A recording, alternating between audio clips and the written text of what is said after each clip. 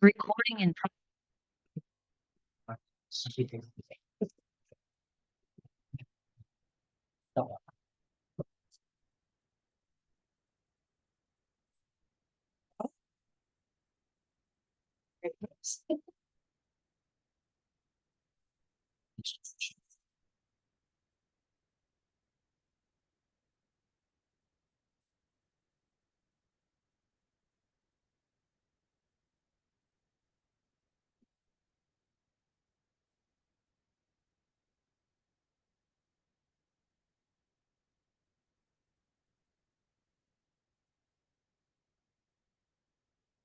Hannah, I'm trying to get this gentleman's wife to rejoin. She lives in District 6.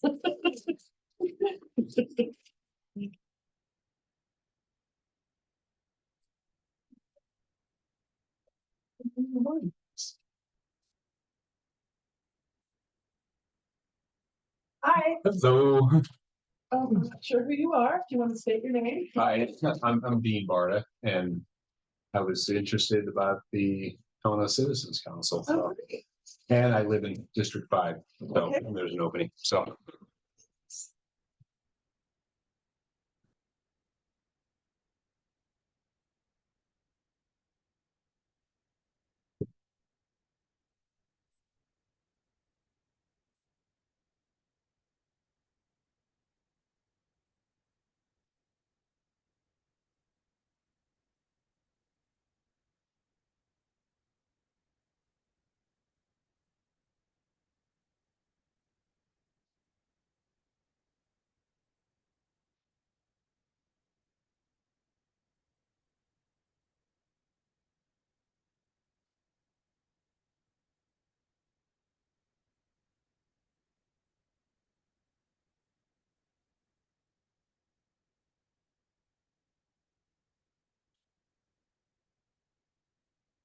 All right. It's 7 o'clock. I'll call this meeting to order. Peggy, do we have quorum? Yes. All right, at this moment, I will call for public comment on non-agenda items. That's public comment on non-agenda items. Seeing none, we will move on to public comment on any agenda item.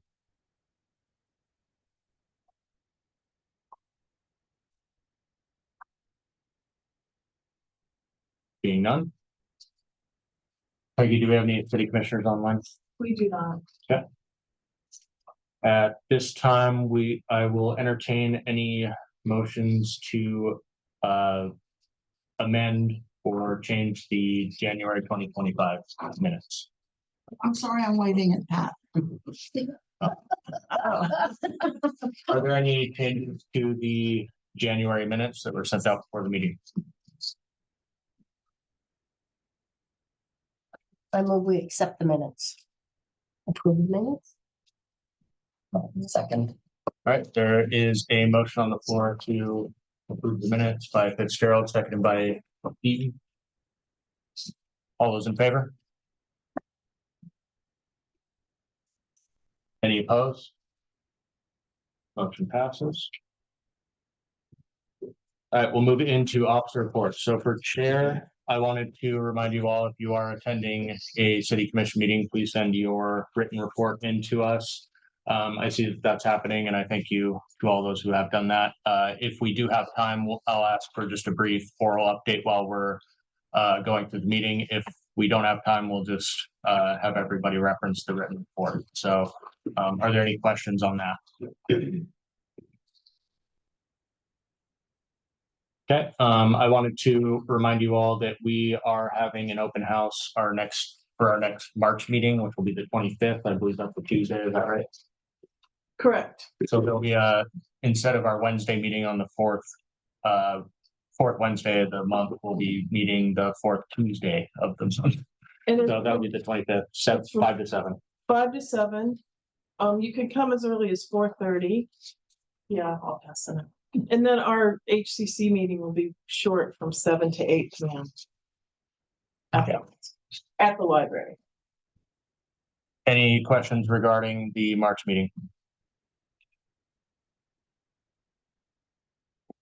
Okay, I wanted to give a brief update on how our recommendations have been put forward to the commission thus far.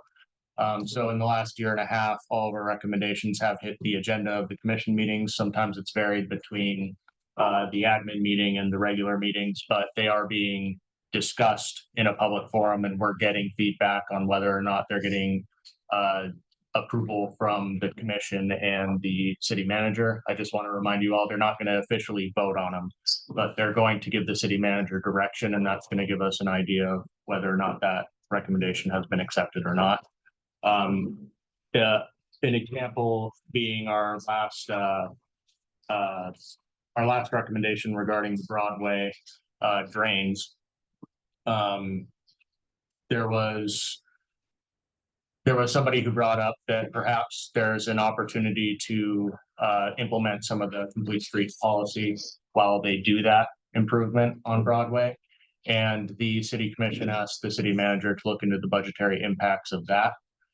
So we don't have a complete idea of what's going to go on with that project, but talking to the city manager, our recommendation stands alone. So our recommendation is that those drains get input in Broadway. And as far as I understand, that's already been budgeted for, and they're going to do that. Right now, they're just looking at the complete streets policy and what else needs to be implemented. And the city manager is going to get back to the city commission on that. So we'll keep an eye out for that in the next few weeks. So what does that mean, the complete streets process, or what is that involving? I'm not entirely familiar with the complete streets policy itself, but it's a policy that's been passed by the city that requires that when you do make certain street improvements, that a complete street analysis needs to be completed, and that can include anything from crosswalks to bulb outs, and I believe it's location specific, so I can't speak to the specifics of what will come of that.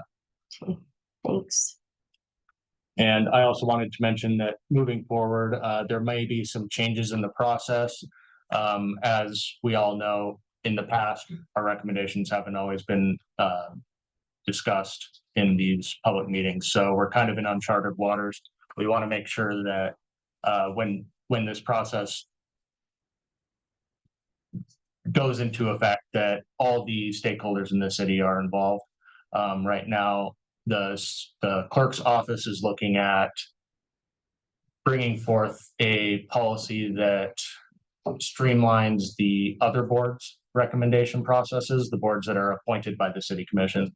They're going to make a policy that allows more input from staff, from the commission, and it kind of make sure that all the city stakeholders are on the same page when these recommendations are brought forward. We're not entirely included in that policy because we're not a commission appointed board, but I want to be in that conversation and have a HCC specific process that becomes implemented eventually. But I just wanted to let you all know that, you know, some things may change, but we're gonna keep this the conversation going, more or less. So I don't have an exact outline of what will happen. But I believe that the city manager's office wants to be more aware of what we're developing and when, and to have more staff input to make sure that everybody's on the same page when these recommendations hit the city commissioner's desk. Are there any questions on that?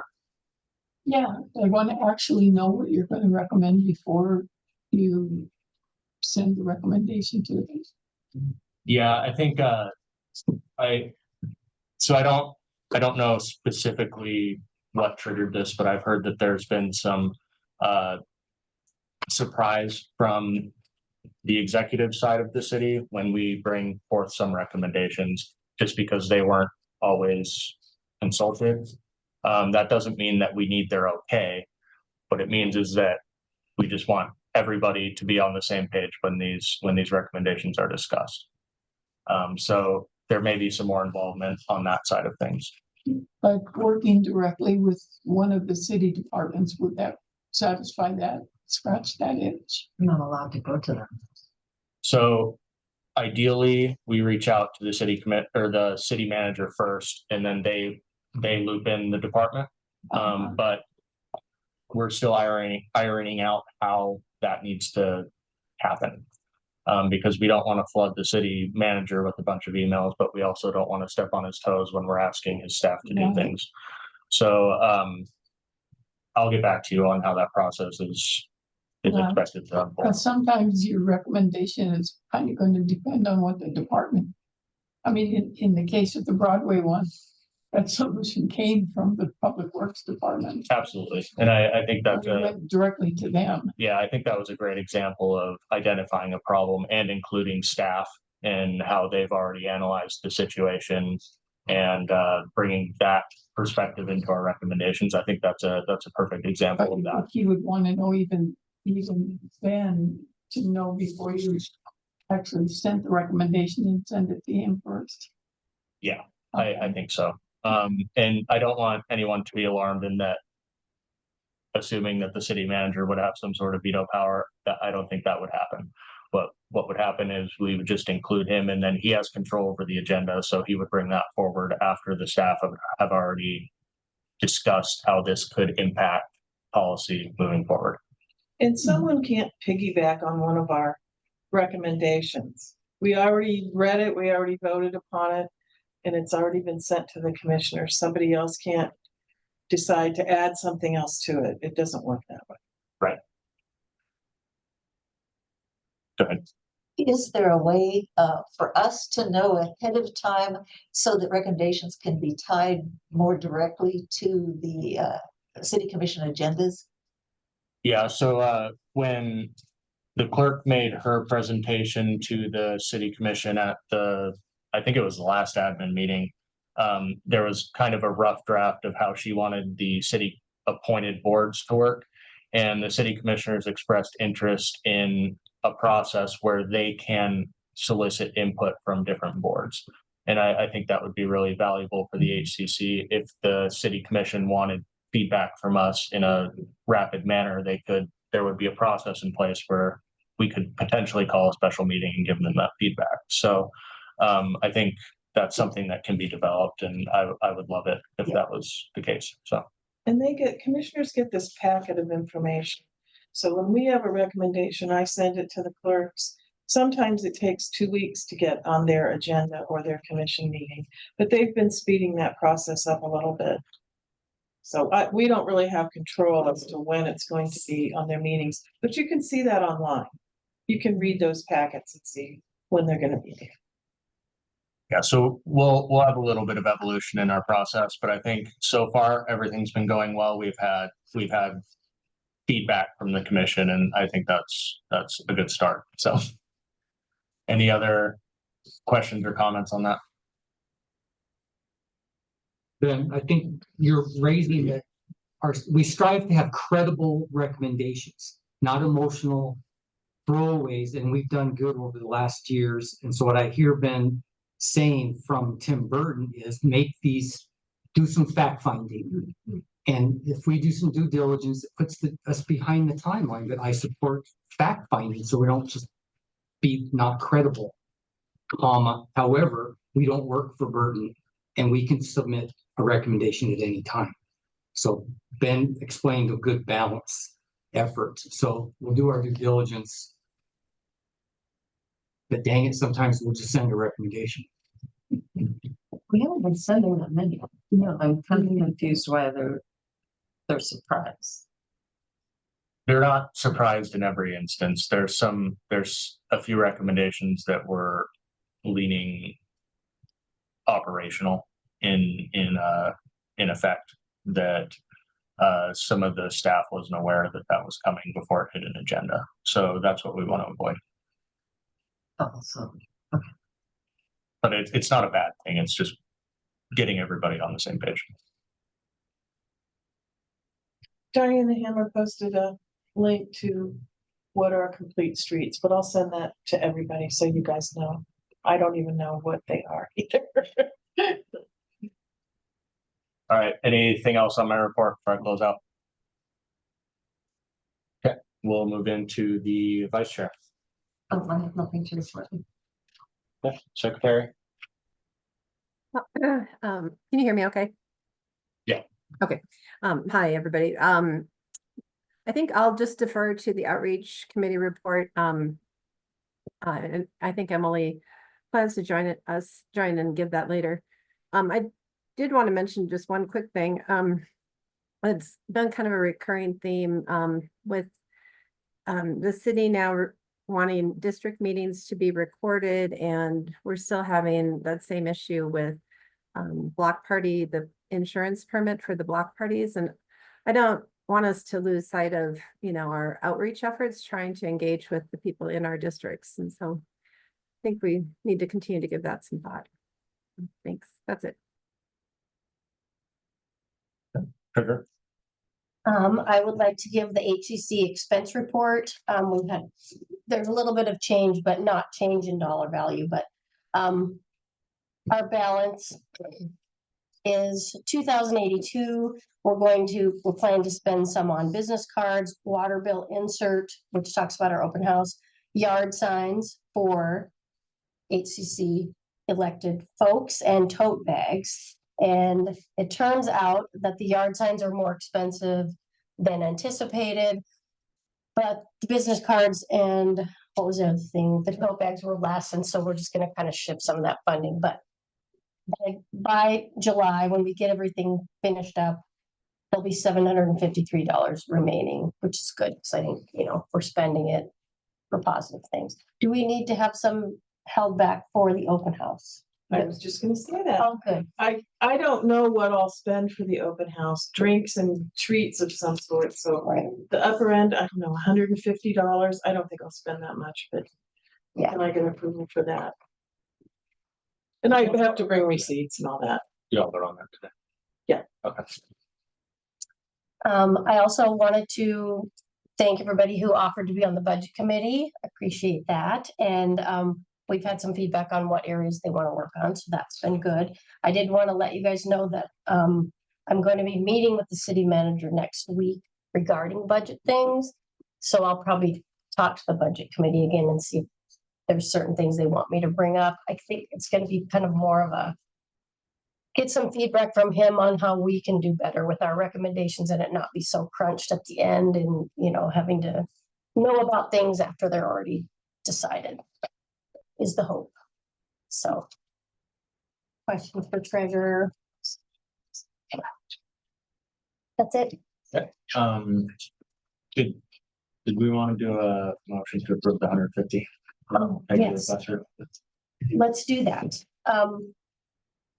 To approve how we're going to spend the money, it's the amount that we mentioned just moved in different pots, and then we should approve $150 approximately for the open house. So you need two motions? I don't want to need two motions. Do we need two motions for the change in spending? Sure, we'll make it official. Yeah. Do you want me to explain in more detail, like? No, I'll make a motion, off the notes, if that's okay. I move that we accept the balance of $2,082, spending $150 on business cards, $600 on the water insert bill, $329 for yard signs, and $250 for the tote bags, with an ending balance of $753. And then to add $150 for our March 25th open house. That work? I second it. Okay. There's a motion on the floor by Gobb, seconded by Hovek. Was the motion heard by everybody? Okay, all those in favor? Opposed? Okay, motion passes. We're good on that front. Okay. Anything else? That's it. Yeah. All right, any questions on officer reports? Okay, moving on into new business, we have LeGrand Cannon right-of-way recommendation. Diana, go ahead. Great. Thank you, Ben. As I mentioned at the end of our January meeting, we're lucky to have Joel Gerhart, and I see Mary Hallow on the call too. We developed a recommendation, a draft recommendation that would fulfill the intention of, no, okay, sorry, my screen just went blank there for a second. I was afraid something had happened. So when there's a portion of land in La Grande Canyon, the far west part of Mount Helena, that was donated back in 2020 with the understanding that that would be permanently protected. And so what this recommendation does is lay out kind of a prompt for the city to fulfill that original intention. So hopefully you've all had a chance to go over the recommendation, and Joel and Mary both know a lot more about this parcel than I do, and maybe I can just turn it over to Joel to kind of walk through the recommendation and answer any questions. Yeah, that'd be great. So going to stand up, or what would you like to do? Whatever you're most comfortable with. It's on the screen and it's also in your packet, so however you want me to. I don't know. I'll tell you who I am. How's that sound? I'm Joel Gerhardt. I live at 1719 Golden here in Helena in District 6. Tonight I'm representing myself. This is a local citizen, and I'm also representing a group of passive trail recreational user enthusiasts we call ourselves the Helena Trails Alliance. And our steering committee unanimously supports this activity. Just want to throw that out there. We advocate for a lot of different types of uses in the South Hills, in particular, and in some of the area trails, mostly, running, hiking, mountain biking, all passive, non-motorized recreational use of our trails. We have an amazing trail system, and we work with the city and Prickly Pear and bicycle guilds and all that kind of stuff over the years to go through various controversies and try to find middle ground that works for everybody. And so my personal experience, I'm an engineer, I'm an environmental engineer. And one of my things that I've learned a lot of over the years is the open space landform design and trail design. So a lot of the inland uses of the things that I built sometimes are trails because they benefit communities. So I'm passionate about trails and preserving some of this access to our open space. La Grande Canyon is a unique trail in the South Hills system. Many of our trails are single track, they're steep, they're not necessarily user friendly to everybody. We don't have a lot of trails that are wide, flat, easily accessible in the South Hills. We have some in the valley, we have lots of those kind of opportunities, but not on that, City of Helena, South Hills interface that for people to use. So it's kind of a unique situation being right in town, easy to access, and providing easy access for a wide variety of users in town, as well as being right next to Mount Helena City Park. Back in pre-2020, before the land was transferred, there were a lot of stakeholders and landowners that were involved in that, and it was their intent that when the property was transferred, that trail would become a trail. That what was a road, not very much used as a road, would become a trail. And it is a really wonderful place. And I spent some time over there, and I do like it. At the time that the land was transferred to the City of Helena committed to abandoning that right of way and protecting that trail alignment and that land use at the time that the property was transferred to the City of Helena. Since that time, we kind of have forgotten about it. And we just kind of want to remind everybody that there was that commitment out there and the need to follow through on that. The City of Helena has, a lot of people say, can you abandon a right of way? And the answer is yes. In a 15-minute search on various resolutions through the years, they've abandoned streets in alleyways. They closed 6th Avenue not too long ago. When I was a kid, they closed off Last Chance Gulch and turned it into a walking mall. You can change uses through right of ways. That's something that the city can do via resolution. There's plenty of examples out there. I think something else I want to point out is if you look through those resolutions, you will also see examples of them abandoning parks and giving them to adjacent landowners as a surplus property. So there is a danger that the process can go the other direction. And that's why we want to be vigilant on this and make sure that they follow through with this commitment and get this job done. So that's really what it's about. It's a really neat trail system. A lot of people use it. And we just want to make sure that the city follows through with that commitment and permanently protects that trail alignment for all of us and forever. So that's it. in a nutshell. That's what recommendation is. Thank Thank you, you. Joel. Mary, do you have anything to add? No, I don't. Thank you. Joel, thank you, and hi to the HCC. And I want to just thank Joel for being kind of willing to be the advocacy arm. So one of the things with PPLT that I've realized recently is that it works really well when we can be the transaction partner to land managers. And if we get into policy situations like this, it's really helpful to have support on the advocacy side. So Joel's been great in stepping in on that. I mean, everything was basically covered in that. When Prickly Pear raised the money, and I should also mention, Ken Eden organized a large number, over 100 of the neighbors in the area of LeGrand Cannon to help galvanize this project and move this one forward.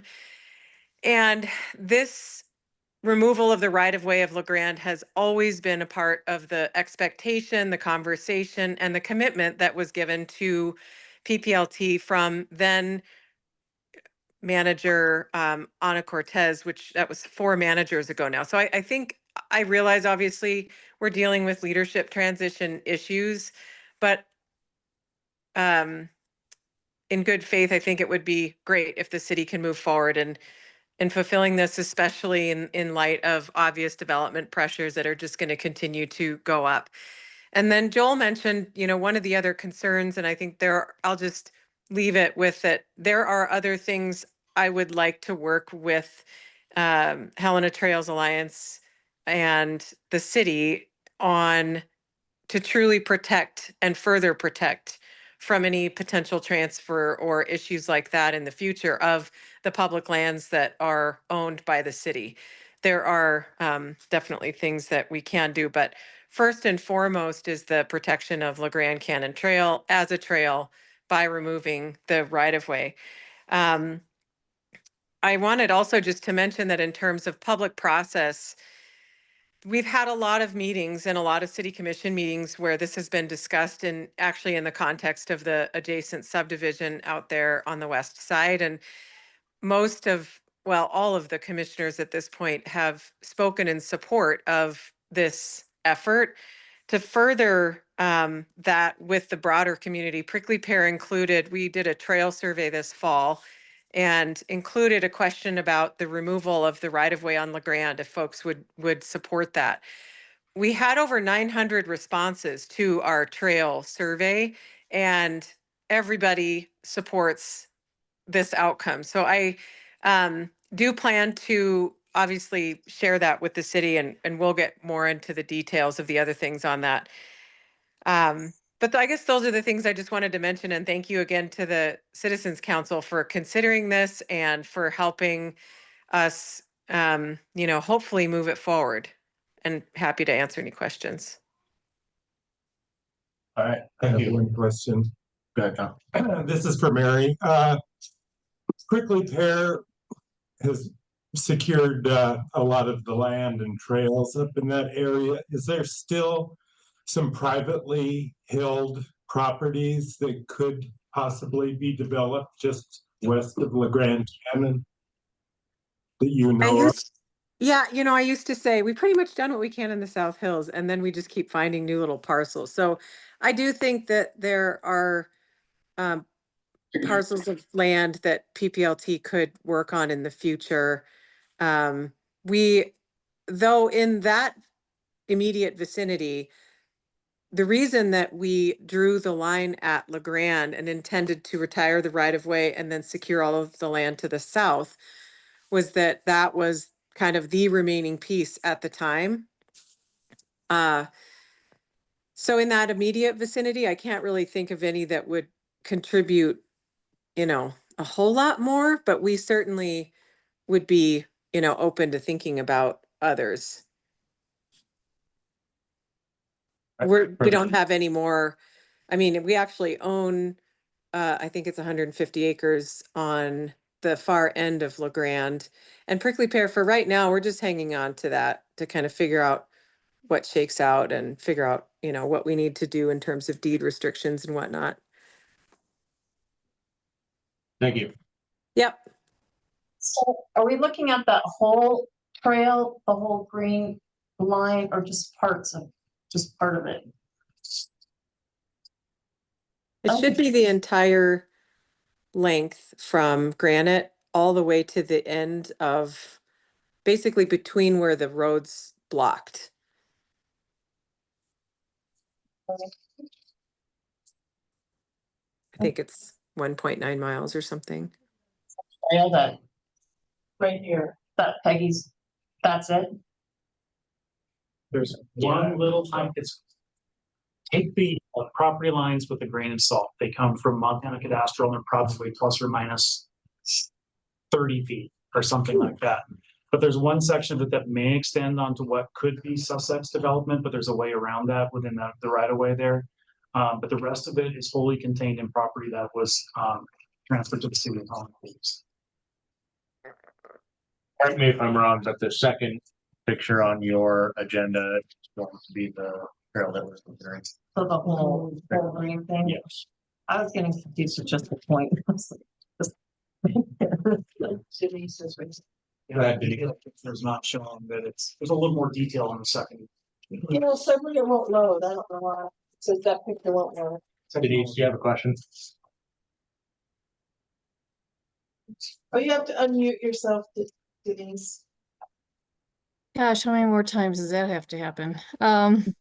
So I don't have a question, but I do have a comment about this particular trail. I truly think it's one of our most important trails because we have a plethora of trails throughout the South Hills that go way up and way down and every which way, and they're challenging for either walking, hiking, or biking, which is great for people who are willing and able-bodied to do those trails. But there's a lot of people who would love to get out and about and they can't do that kind of trail. So the La Grande Canyon Trail is easy and beautiful and wonderful. And I went on it once when I wasn't feeling very good. I went on it when a friend of mine who's super able-bodied, but she just had a hip replacement. So she was able to, that was the only trail she could do for a while. If you were younger, if you had little kids, that's a wonderful way to introduce the kids to the trails without like killing them, making them go up to the top of Mount Helena. So I really support this effort and I appreciate Mary, Diana, and Joel bringing this forth. So I intend to fully support it. And I also think the city, it's my monthly gripe about the city, but given the change of leadership, they do tend to forget what they promised earlier and or they don't seem to care. So this is actually a very important move to make to remind them of their commitment and to ensure that they're going to hold true with it. That's it. All right, thank you. Further comments or questions? Good. I shouldn't admit this, but I don't know what you're removing when you remove a right of way. Is it a physical thing you're taking off?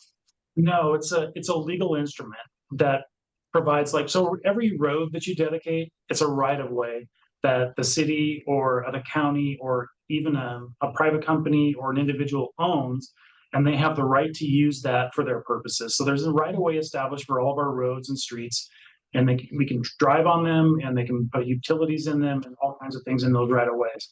There is a public road right of way along the trail. And it's adjacent to an area that will be developed, and it becomes attractive to keep that open for other reasons. And so that's why we think it's important to, if not remove the right of way, revise the right of way to be a trail only and prohibit vehicular traffic and things like that through the use of that right of way. So there's a number of legal instruments that could be employed to make that happen. They're all quite simple.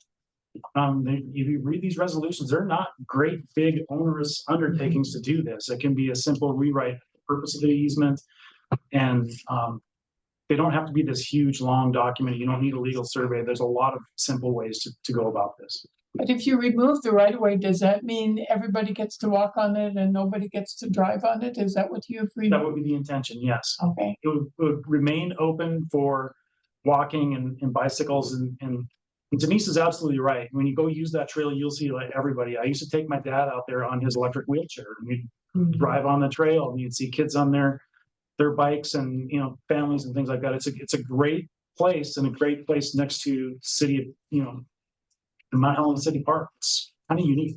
When they were deciding whether they were going to allow that big development on the far west end of town, and there was discussion about, well, how would a fire engine get in there, or in a disaster, how are people going to get out?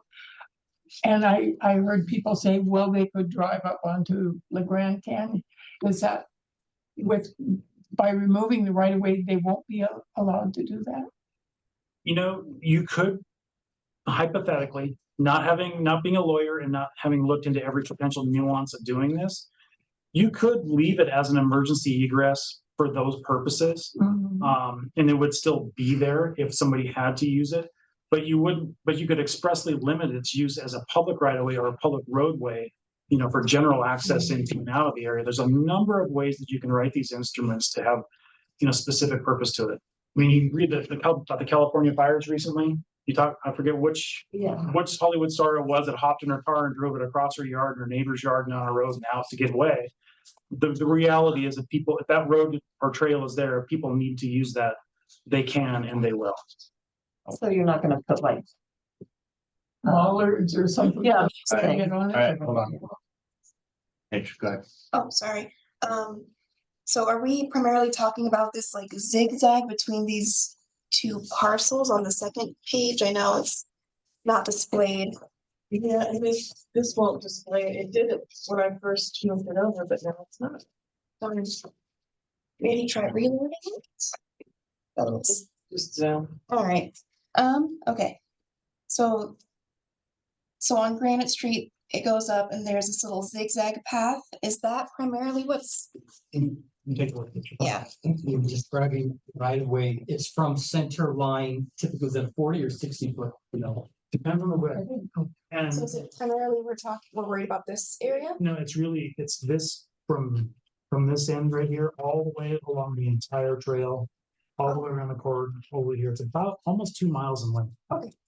So a vehicle could drive all the way down there? Yeah, you could. Are there currently any vehicles doing that? Not currently. I don't think it's legal to do it. I haven't seen any tire tracks on it. It's possible that a vehicle could get onto it if they wanted to. Okay, so there's no citizens commonly using the trail and they'll be upset that their vehicle rights have been removed. Not that I'm aware of. Okay. They have gates up on both ends. Are there any further questions, comments? I have a question. How many times have you guys brought this before the commission? Do you have specific dates? History months? Yeah, we do have specific dates. It's like I said, it came up in the context of the subdivision, the West Side Woods subdivision several times. I want to say 3, maybe 4 times. And which opened the door to specifically talk about what it was and what it wasn't. There was a lot of confusion about, is this a county right of way? Is it a city right of way? If we removed it, what would that look like? But yeah, we have brought it up, and to Denise's point, I would like to think that it's just leadership transition and not paying attention. Certainly I look at this and think this is a really easy thing to do for the community that people would love and that people want to see done. So I don't see a downside, even on the fire front. In the event of a wildfire, the emergency services has the ability to really go anywhere that they can. And so nothing would change in the way of what LeGrand how it currently operates. One thing I didn't mention before that I should probably mention is that I do feel like this is fairly urgent in that we have had several attempts to open LeGrand just since we made this donation to the city. There have been several attempts to open LeGrand for vehicular traffic, and that is to accommodate, new landowners up in the area, or somebody builds a house and they want a driveway to access their new house and they want to use a portion of LeGrand for it. So to Joel's point, anybody, any individual, any company, anybody with adjacent property can apply as long as that right of way is in place and active like it currently is. Anyone can ask to use it, and the city has to, by law, consider that. And so it is urgent, and I do, the use has been this way. I think it's about 30 years that the use has been closed to vehicles. There hasn't been any public vehicular use. It's just been a walking path. So Are you looking for a motion to approve this recommendation? Once we exhaust discussion, we'll go into an automatic vote. But whenever we're done, I'm ready to make the motion. I've walked this many times. It's a wonderful place. To me, it's a gift to the future. Thank you. Any further discussion? If not, we'll move into an automatic roll call vote. See no further discussion, we'll move into a vote. Oh, I'm sorry, I didn't hear what that one. Oh, okay, roll call vote. Lori Fitzgerald, Aye. John Andrew, Aye. Diana Hammer, Aye. Patricia Bitt, Aye. Nancy Perry, Aye. Joe Lehman is excused. Sonda Gobb, Aye. Ann Houserath, Aye. Paige Myers, Aye. Chase Eaton, Aye. Ben Kuiper, Aye. Janet Zimmerman, Aye. Katie Ryan, Aye. Anna Kratz, Aye. Bob Hobbett. Aye. Denise Roth Barber. Aye.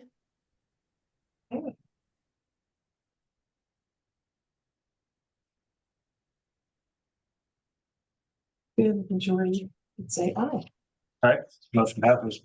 But spelling the mayor's name as an errant G. Oh, in the document? Yeah. Since that's non-substantive, we'll just fix that. Thank you for pointing that out. Oh, sorry. Thank you. And thank you, Joel, and thank you, Mary, for all your comments, providing background information. And thank you, HCC, for considering this recommendation. Thank you. thank you. All right, so next on our agenda, we have recommendations on short-term rentals or Airbnbs. I understand we don't have that prepared, but is there a report you want to make or just move on? I just kind of wanted to, and Paige was kind of caught unawares that she was also on the agenda, but what I wanted to do was see if other people in other districts have heard from their constituents that there's concerns about Airbnb and short-term rentals that would be worth a recommendation, something like Bozeman did, which was limit Airbnbs where the owner didn't live there. Because there is something coming that Peggy found for me coming before the legislature that seems to be kind of, I don't understand it all, but it looks like it's going to be pretty open for short-term rentals, and we might want to be prepared with something that would rein it in somehow. If you want to look at it, Senate Bill 336. Yes, But I don't know if it's stalled or what. I think it's just drafted, like it hasn't gone anywhere yet. Okay, But They have until next Friday. so until transmittal. So would anyone be interested in that kind of a recommendation if I worked on it? What is the recommendation? Well, I haven't got there yet, Oh, but okay. something similar to that, some kind of capping of, numbers or, the non-order occupied is what Yeah. really I think we should look at. And Paige, you said you went to the library. Do you have anything that jumped out at you from what you were looking at? So some counties have what is called a public accommodation license. And I looked at Lake County, for example, and they have that vacation rentals need to have a public accommodation license. I looked at Lewis and Clark, and we do not require that for vacation rentals, so that might be something to look at on a county level. It seems that there is no set standard for the state, for each individual county, for each individual city. So it would really all depend on what this Senate bill, if it passes, what it contains. But then there's other ways that we could go about it. For instance, I read a year or so ago that there was a policy in New York about idling cars, and they would basically get citizens to do bounty hunting, and they would report these idling cars and they would get a portion of the fine money. And I thought, well, if somehow we get Lewis and Clark residents to have to display their public accommodation license, and then if you are staying at an Airbnb and you see that they don't have that up, you can call them in and say, hey, they don't have it. That could be a way of getting people to at least register their accommodations and to get some more money for the state. So there's just a lot of brainstorming ideas going on. And go ahead. I think it's really important that we all look up, I wasn't aware of SB 336, because if the state does make a ruling, it may very well foreclose the municipalities from doing anything. And I think that's really important because in my estimation, even though I've used Airbnbs, if there are too many of them, it creates a hole in the fabric of the community. These are not people who are committed to our neighborhoods. And so I think it's really important. And I would be interested if we can defeat that of trying to make a recommendation to the city. But if the state preempts our ability to do anything, we're screwed. Any further discussion on this? I'd recommend that if you are interested in providing feedback or being involved in a recommendation regarding this, to reach out to Lori and Paige. Like was mentioned, if there is a law that's passed at the legislative level that prohibits any municipal action on Airbnbs, our hands are tied. So we'll have to wait to see what happens on that before we take any official action. But yeah, I would recommend that if you are interested, please reach out. Denise, Thanks. I'd be interested too. Awesome. Yeah, thanks. Go ahead, Denise.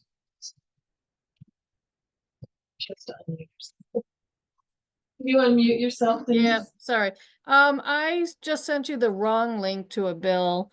I thought somebody said it was Senate Bill 366, but it's not. What is the bill? 336. 336. Okay, so ignore my previous message on chat. It had a Senate committee hearing on the 24th.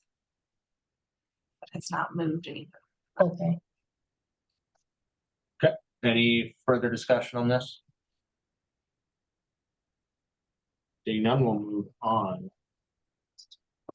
So next up, we are going to try and play a fire suppression video. If it doesn't work today, you all got it in your emails. This is about urban fires in Helena and ways to prevent it. So bear with us, we'll try and get this set up. Did you have a question, Pat? Pat Vic? No? Nope, all set. Just looking up the bill. Thank you.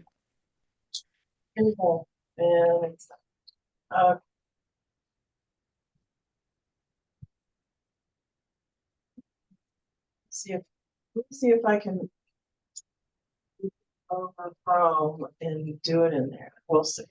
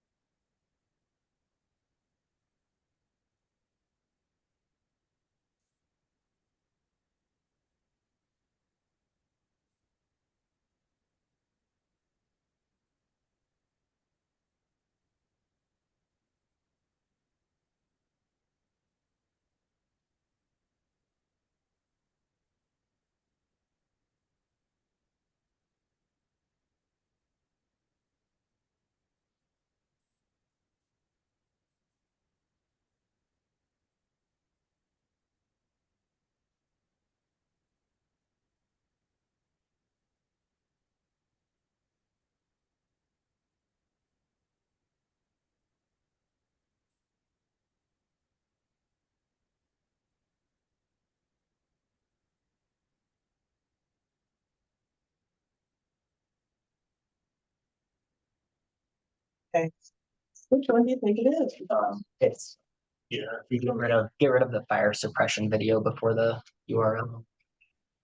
Your search. Oh, okay.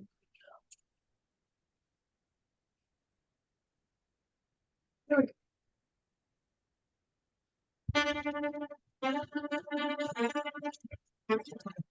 I've never experienced anything like this in my life. Incredibly high winds, smoke and ash. We've got fire just to the west of us. We've been told that there are buildings on fire. Boulder County Emergency Management just announced an evacuation order for all of Superior, Colorado residents. We're watching a tragic scene unfold right here. As you can see behind me, these homes are going up in flames. We're watching 1, 2, and 3 houses catch fire. Just about 15 minutes ago, these homes were untouched. And this is happening all over Boulder County right now. And this is mass devastation. I've never seen anything like this. The governor and other leaders saying hundreds of homes lost in Colorado.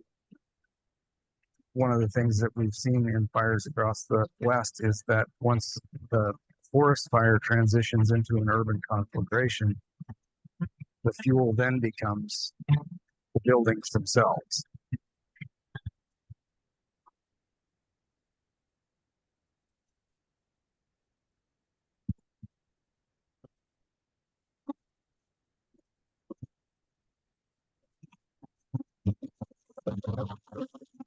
Helena, like any Western community, is very much at risk for fire.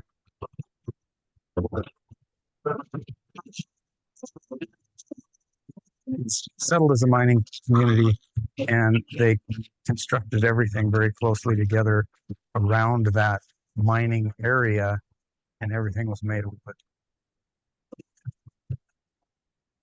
Our historians tell us that the gulch burned 8 or 9 times, depending on how you count the severity of the fire.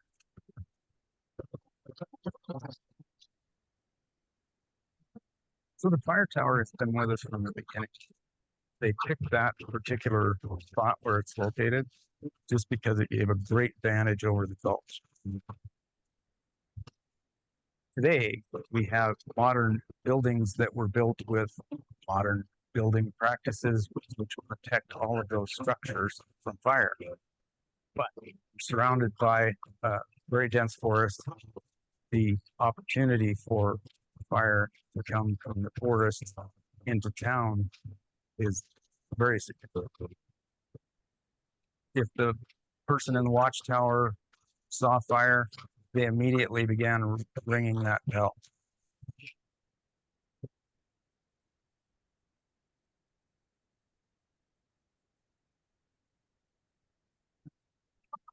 In the early 1900s, the city decided to protect and preserve Mount Helena City Park. But as we march through time, we start to see the forest expanding. And so we have trees progressing from the microsites, starting to occupy all the grasslands and connecting directly to the residential backyards. They put before the city this fuel problem that needed to be dealt with immediately. After the large and disastrous wildfires of 1910, the United States government made a concerted effort to suppress wildfires. That took fire out of the forest ecosystem. What we're seeing today is over a century of forest fuel buildup that sets a stage for very intense fires moving through the landscape. What we don't want is a situation where the fire has gotten into the crown of the tree, and as the wind is driving that fire, you're seeing the embers start casting. Embers can become airborne and retain their temperature for quite some time as long as they have enough airflow to stay hot. Depending on wind, velocity, and direction, you can see spot fires for as much as a mile away from the fire head. Conflagration is essentially a generic fire term for uncontrolled burning due to the presence of fuel and the right burning conditions. When you have wildland fire that starts to encroach into urban interface, the term starts to narrow its definition into structures igniting. the heat that they release, it can cause structure to structure ignition, which essentially turns a wildfire into an urban conflagration. So the city of Helena staffs typically 8 to 10 people per day. As soon as we have multiple buildings burning, we're going to exceed the immediate resource capabilities. Citywide evacuation would be a lot. Hopefully we would have enough time to give people to evacuate in an orderly fashion because we're talking about tens of thousands of people. Very few people think about having a preparedness kit at work, which is where you are most of the time. You want to have your medications that you're going to need with you, change of clothes, take copies of your ID. We do our best to give people as much notice as possible. Sometimes that can be hours, sometimes that can be 15 minutes. So if you go onto the city or the county website, you can find the emergency notifications page in the emergency management area. So when you sign up, you can get alerts directly to your phone. We had a fire on Mount Helena a few summers ago, and that had been in an area that had received fuel mitigation treatment. The fire was extinguished before it encroached in any populated areas.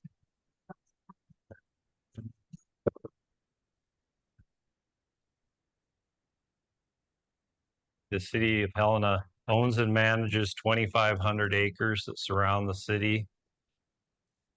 The area that we're going to go to today is what we call a maintenance entry, meaning we did the initial treatment in 2010, and now we're going in over a decade later because we've had an accumulation of fuels, and we're going to reduce the crown density, so increase the spatial distance between trees that we're retaining on the landscape, but we're also increasing the base canopy height of the trees themselves so that the fire can pass through the understory and simply burn the needles and grass on the forest floor, but not climb up into the trees themselves. And we're working diligently to get the forest conditions to a point where that wildfire can pass through the forest and be controlled to the greatest extent possible. I actually get a lot of, I want to live in a natural environment. My first answer to that is part of our natural environment involves fire. I think most homes around the Helena area and probably across Montana generally are ill prepared. You walk by some 100 times and you don't realize that that's the thing that may trap the embers to burn your home down. Tri-County Fire Safe Working Group was formed back in 1984 to help educate the public. Through the program Fire Safe Helena, which is funded through the city of Helena, Tri-County will come out and do a free home assessment. There's like a 15 to 16 page report that is generated that gets emailed to you. So it's on the homeowner to get the work done. Either they can do it or they can hire somebody to have that done. The little things are what can make a big difference. We encourage people to take the responsibility for their property, consider what could happen, and do your best to help the emergency responders be in a position to do our best work. The more people we can get to do this mitigation and identify what their problem are, the better off everybody. There's no better time than now.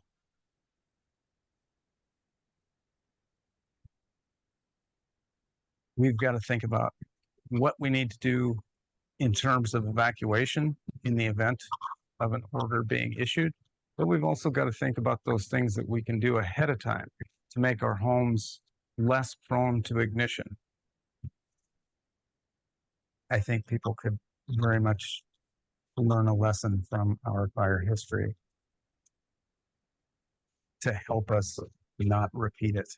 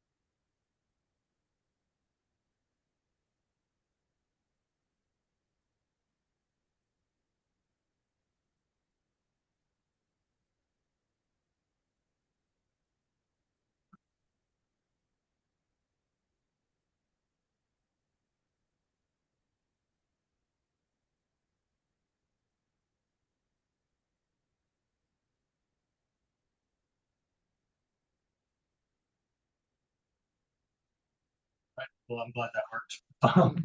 If you have any questions about urban fires and how to prevent them, just go to firesafelona.org and ask questions. Answer Yeah.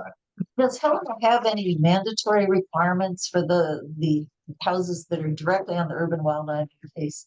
Because many cities do, you know, metal roof, no wooden balconies, that sort of thing. As far as I don't know. Separation of flammable material 30 feet from your house, that sort of thing. Personally, I don't know. That'd be a great question to ask. Because I think that's a really important thing that this video didn't really address, and it's something we're all. I wish I'd put a metal roof on my house, quite frankly. So. Anything else? I had them come out last year and they gave me a bunch of recommendations, very specific, that I'm working on. Well, So the first thing I did was finally get my backyard totally cleaned up. So I had a fellow come and help me do that. But there's some other things to do too. They're easy to work with. Yeah. Well, Okay, good to know. Yeah, and if you want to do that assessment, firesafelona.org. So.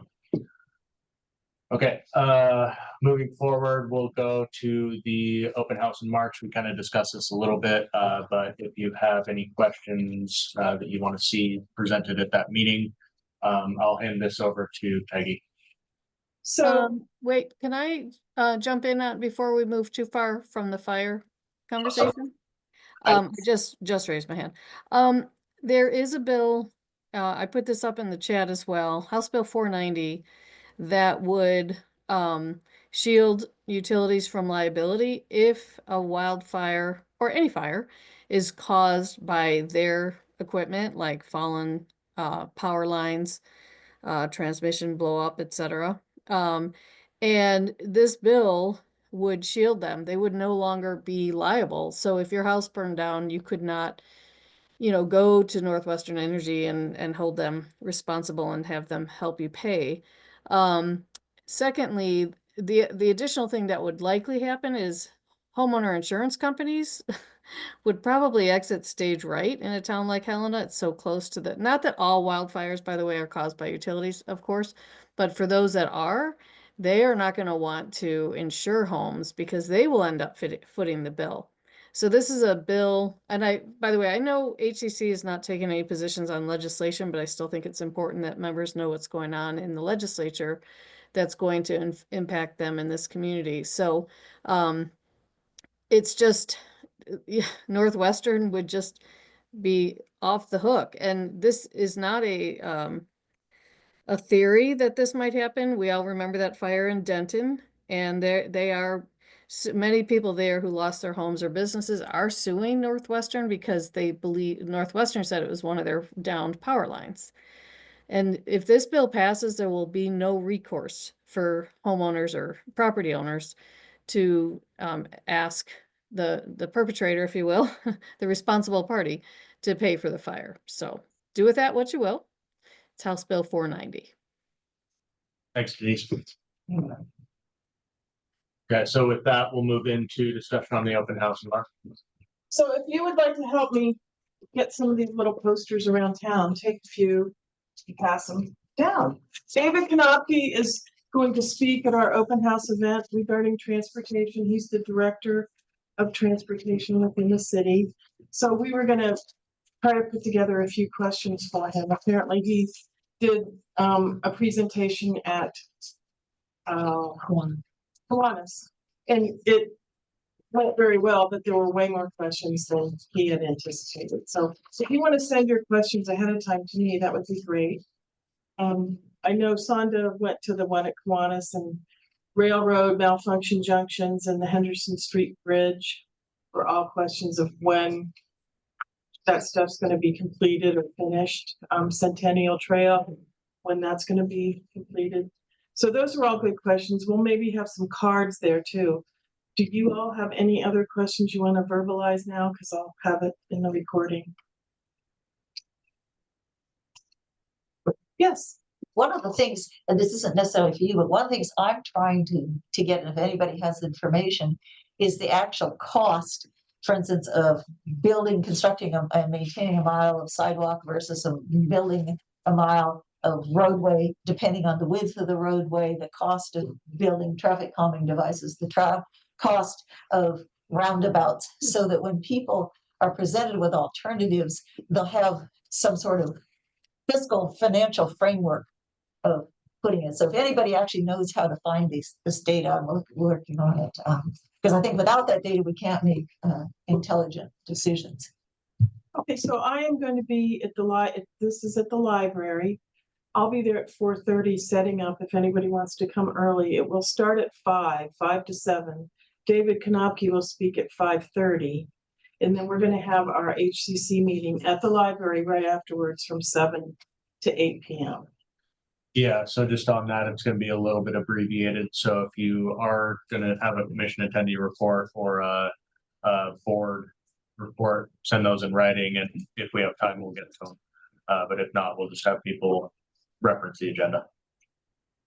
And he'll talk about future grants. He just didn't want to make commitments to the public that they can't follow through with. Their budget isn't formulated yet for 2026. So they don't know. And federal grants, I'm assuming they're still coming our way, but we don't know. Maybe they'll take some back. Okay, so send me your questions and we'll have them prepared and ready. Questions? All right, seeing none, we'll move on. So there is still the idea of a budget workshop floating around. We haven't developed the details on that yet, but as the time for the preliminary budget approval comes forward, we're going to try and do some public outreach and get some feedback on the budget. Considering how dry of a topic that is, we'll see if it's hit or miss, but we hope we'll get some engagement. Lori, did you have any input on that? No, and I was kind of hoping maybe I could bring it up to the city manager. Okay. And if you have any ideas on developing that, do we want to send that to budget committee review? Fine. Yes, yes. All right, reach out to Lori if you do have any ideas. Okay, we'll move into commission attendees reports. So I know a lot of these are written, but if you just want to give a brief overview of how everything went, do we have Robert Hoffman? He is not. Okay. Lori, 219. Oh, did I skip one? Sorry. Katie Ryan, February 10th. For the 10th. Yeah. Let's see. Yeah, they made a few appointments to the boards. They rattled them off so fast they didn't catch all of them. To some advisory boards. So the golf advisory had Jim Tucker. And the affordable housing was gal Sarah Shepherd.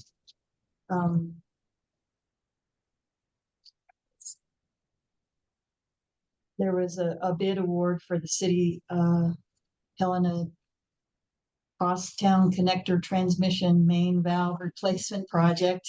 Some of the stuff is kind of technical, but they went over the solid waste master plan and different aspects of it, and wanted sort of a general approval by the commission to go ahead with their project, even though it's not fully developed. So that was kind of the biggest thing. They did some zoning changes up on that peak space. I guess the street is Wharton Street. And that was just sort of technicalities to change from the original plan so that the contractor can actually get the project done, but they had to change some zoning ordinance applications to that project. And just to go a little bit further into the solid waste master plan, they adopted the plan as it was written, but they didn't go into detail about the policy. So we did have a recommendation, I think in April of last year, that generally supported the solid waste master plan. I reminded them of that. I didn't get into the details about how we support how we decided to support universal curbside recycling and that type of stuff because they weren't making specific policy decisions at that time. I expect that those discussions will happen in the coming months. So we'll remind them of that recommendation when those come forward. February 19th. Yes, so a large part of that meeting was, as Ben discussed, about how the clerk envisions how boards will make recommendations to the commission, decorum things, and they'll have templated documents so that'll be easier, so that'll be a consistent way that recommendations come, and what that process will look like. Bill Grimes also presented or encouragement on adoption of the railroad neighborhood plan, which is kind of like the 6th ward area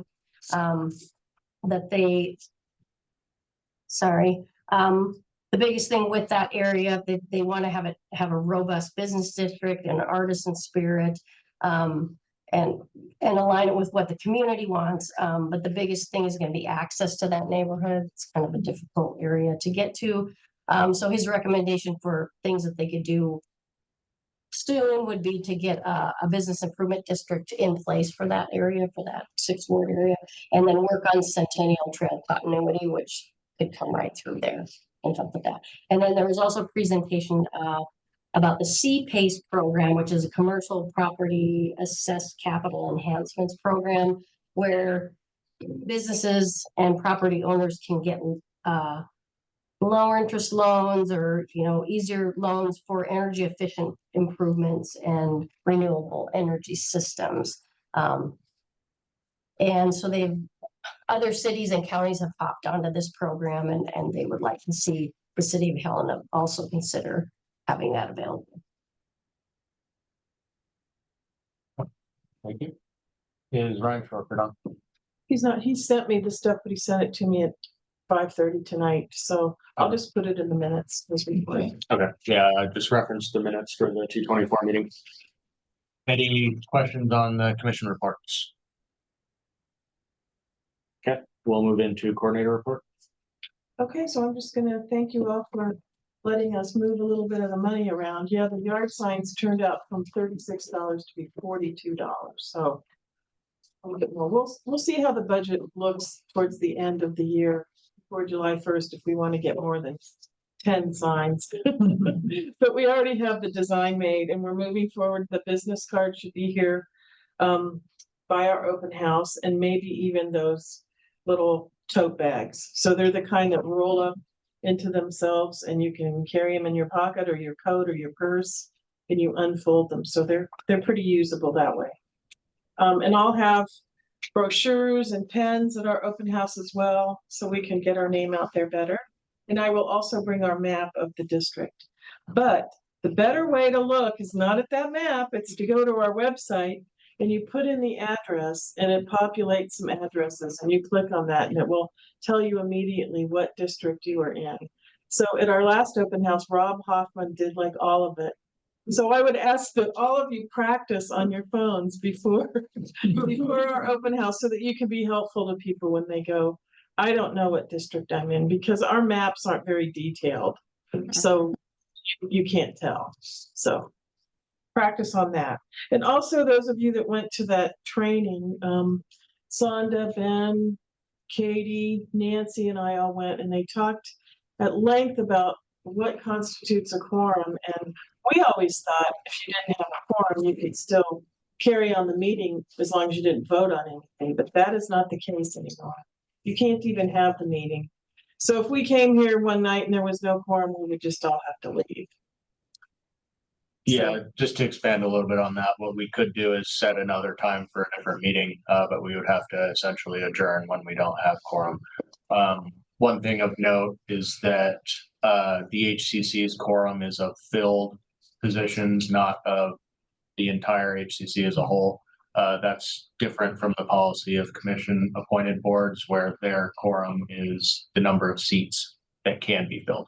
So we have a little bit more wiggle room in that sense.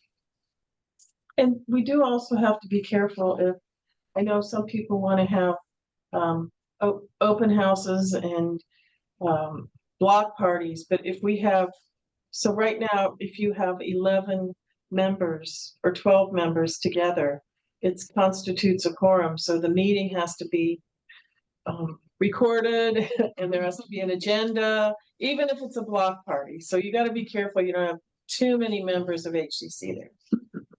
If that makes any sense. Go ahead. So where does this ruling about not being able to even hold the meeting, is that a state law or where does that come from? We don't know. It's a new policy implemented by the city. So it's in an effort to standardize board procedures throughout the city. We're a little bit different because we're outlined in the charter and we're elected. But their assertion right now is that yes, a neighborhood meeting between all the representatives would be a public meeting that needs to be recorded. And I have a real concern about that. I also think it would be good to get a legal opinion on what you just talked about, because if it's a city policy, perhaps I would suggest that HCC challenge that policy, because if we've all come together, we're all volunteers, why not talk about it if you just can't make a decision? So anyway, and certainly on the 4 people coming together, there's no way that's a quorum. And so again, I would challenge that is not an acceptable requirement. And I'd like to see the legal ruling that says that it is. I think some of that filtered down through the legislature's open meeting laws, which are pretty strict. Right, but still 4 out of 28 is no way a quorum. So can I jump in and ask a question? This is maybe the first time I've heard that you can't have district meetings without doing the whole public meeting notice and agenda and all of that. I mean, I certainly understand you can't have more than half of the filled positions attending, but can somebody fill me in on when we were told that we can't even have district meetings? Because I'm in agreement with Janet, I think, was that who was talking? I can't always see. These are 2. So the policy is entirely clear. Somewhat in agreement here that it's a little bit of a logistical nightmare to do this. So we're working on it. I'm not a lawyer. We don't have a legal opinion yet. I'm sure that's something we could maybe push for. Whatever the group would like to do as a whole, you can bring forth a recommendation to do that. Right now, I'm just trying to figure out what they expect us to do. So, and regarding that, I guess I would just like to, if you could request, just what is their legal basis? What ordinance? What state law? What are they basing this requirement on? So the requirement isn't completely full, so if you'll look in the, I think it's, I don't know who, no, it's yours, Lori's. They're just doing a project and they're upgrading the board, their board, what do we call these things? Sorry. The city advisory. They're upgrading their business. Oh, they've been doing that for years. Yeah, they're upgrading the thing and I don't know what the thing is called. What is this thing called? it's a standardized policy that they're trying to implement. They have, like I said, sometimes we fall within that, sometimes we don't. So I think there's a little bit of room for negotiation here, and we can look into it further. Right now, let's just, if you do have a neighborhood district meeting, just record it. No, I'm sorry. I disagree. First of all, I would like to still find out who told us that we can't have district meetings. Nobody said that. Hold on. What? If in district meeting, can you please record it? Who said that? The clerk. Yeah, didn't they? No. Sorry, but no. The answer is no, we won't. and we don't have to. And if you believe we're required to, show us the legal statute saying that. This is the city consistently overstepping their boundaries.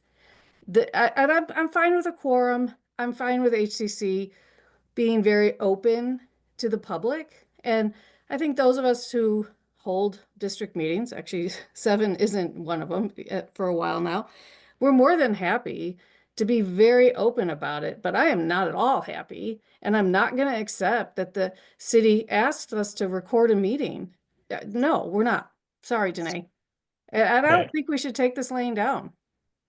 Denise, we'll figure out what the expectations are and we'll get back to you. None of this is set in stone as far as I know. So we're still having these discussions and we'll get back to you. Diana?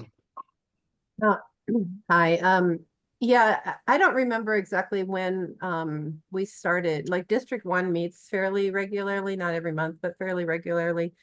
And we have been posting them so the public can attend, and we would welcome the public to attend. But just in the last couple of months, we've and Peggy, I know you're our kind of go between us as HCC reps in the city, saying that each district doesn't need its own recorder for these meetings. Honestly, I don't know who's ever going to listen to these meetings and why we need to record. But so I too would be interested to know what the legal basis for this requirement is that districts, I don't mind publicly noticing them at all. I welcome more public engagement, but recording them, we provide an agenda, we provide minutes, like that should be plenty. But I did want to also mention that I think if we were to ask for a legal opinion, it would go to our attorney would be the city attorney, who seems to be on board with this interpretation. So, well, she can be on board all she wants. I mean, she has to provide the legal justification for it. This is just wrong, and I'm going to push that HCC does not accept this. Well, I guess if I just finish that thought, we could put it to the city attorney. I'm a little skeptical that we'll hear anything different than we are hearing. Okay, so I heard the feedback. Diana's right. It'll be the city attorney's opinion. We don't have authority to go to any other attorney. So we'll look at it. Okay. And I heard your feedback, and I'll bring that forward to the clerk. The clerk has offered to come here and give us a rundown of what they expect from these policies and how this can impact the HCC. I'm probably not the best messenger on this, but we'll keep you informed. Okay. And Pat, Vic, you were going to do some research on that. Were you having any luck about that? Actually, I can't say that I actually did anything, but I do think as a good starting point would be to have a legal justification from the city attorney. So yeah, I guess I just forgot to look into that. Sorry. We're gonna move on from this. I'll vote the clerk to one of the next meetings. I would prefer to get the legal justification first and then decide whether we want to invite her. Noted. Thank you. All right, we're gonna move on. Where were we? Emily is not here. Diana, would you like to do that, Diana, or do you want me to do the outreach committees? I told Emily I would cover it for her because she got held up at work. But given what Lori reported as part of the budget or the treasurer's report and what you reported, Peggy, I really don't have anything to add to the outreach committee report. All right. Thank you. So there was a request to put on neighborhood district reports. This agenda item will be a floating agenda item that will be on for the next meeting, however long we want to keep it on there. If we're running short on time, we'll ask that they're written, but at this point, I'll just open up the floor if there's any district specific reports.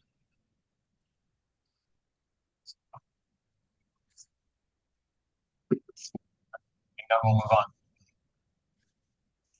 All right, we need some HCC volunteers to attend advisory boards, committees, and give written updates. Are we missing any? Oh, no, that's just the heading for the next. Oh, I'm sorry. Okay. So we'll move into committee reports. Planning board. So I'll start out.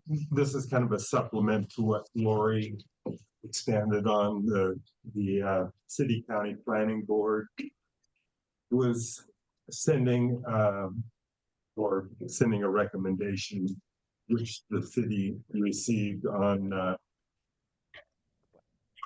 resolution recommending an attachment to the 2019 City of Helena Growth Policy as to include the Railroad District Neighborhood Plan.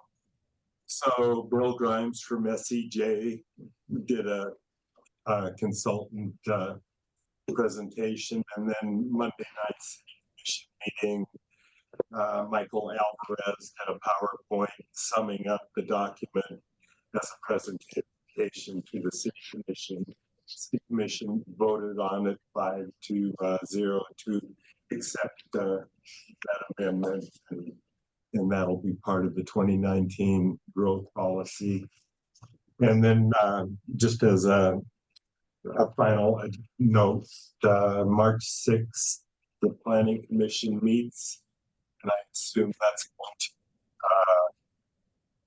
an update for the Helena Forward consultant plan. I don't know. I looked to see if they had posted an agenda, but they hadn't yet. But it definitely is the 6th of March at 6 p.m. Thank you. Public Arts. The main thing that they did is they talked about the band shell upcoming project, and they discovered that there was a lot of damage to the band shell, mostly to the wings. So the circle part is relatively okay. It's the wing parts that have a lot of damage to it, and a lot of the art that veteran, the VFW, wants to keep in place are on the wings. So we don't really have the budget to repair the wings, so it kind of worked out that way, where we're not touching the art that they want to keep. So that might be down the line. So now we're just discussing how we should word the RFP for just the band shell part, the circle interior part. That is it. Thank you. PTV.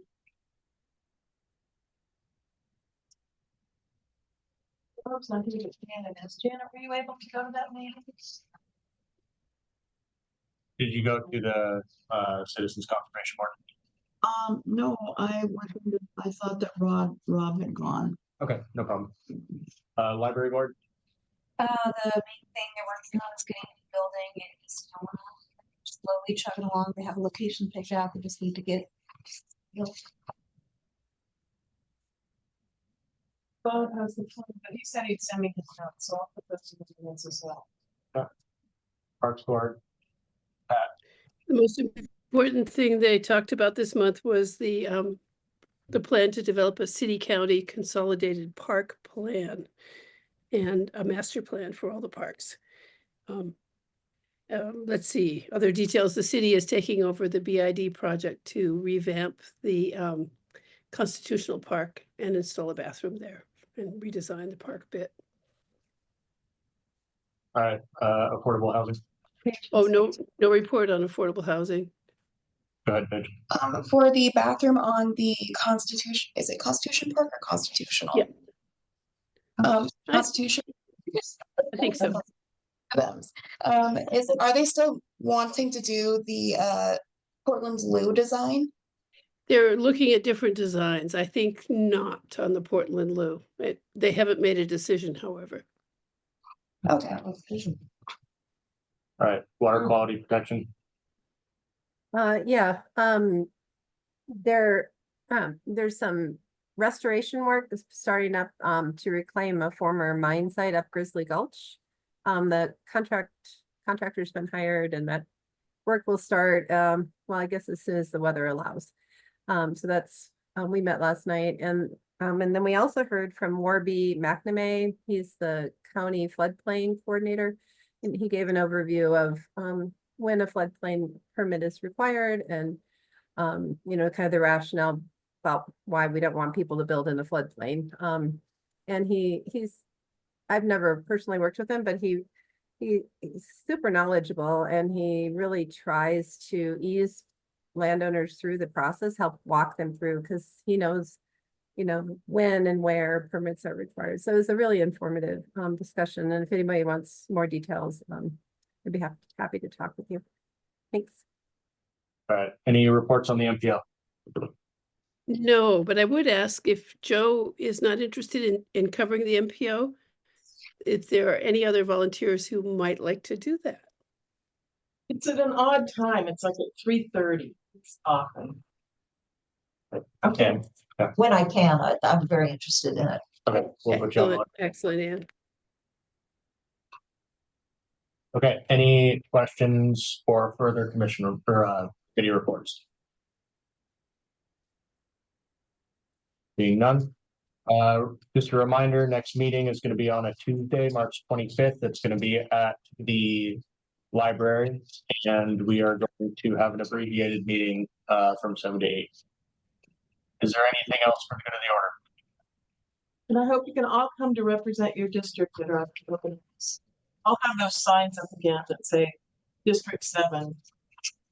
You all want me to set up tables where you're alone at your table, or do you want to just have a room full of chairs and have it be more?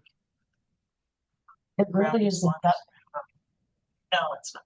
Yeah, I think we should just put everybody wherever they want to be. Okay. Well, and you know, I don't know that if I could just jump in, one thing about the open house, I don't know that if we mentioned it, but there will be a presentation at 5:30 by Director Konopke. So the doors open at 5, presentation at 5:30 with there should be plenty of time for questions and answers and discussion. Yeah, thanks for mentioning that. So we're going to start at 5 and the presentation will start at 5:30. Okay, is there any public comment? Oh. Comments? For the councils regarding the district meetings, if you look in section 4 of our meetings, members from each district may host meetings in their neighborhood to address issues that they arise, to seek opinions relating to questions before the city commission, or for other neighborhood businesses to appropriation. So, you know, we're okay within our bylaws. So just wanted to clear that up within our bylaws. And if you have any other questions, thanks. Is there anything else for the good of the order? All right, seeing none, this meeting is adjourned.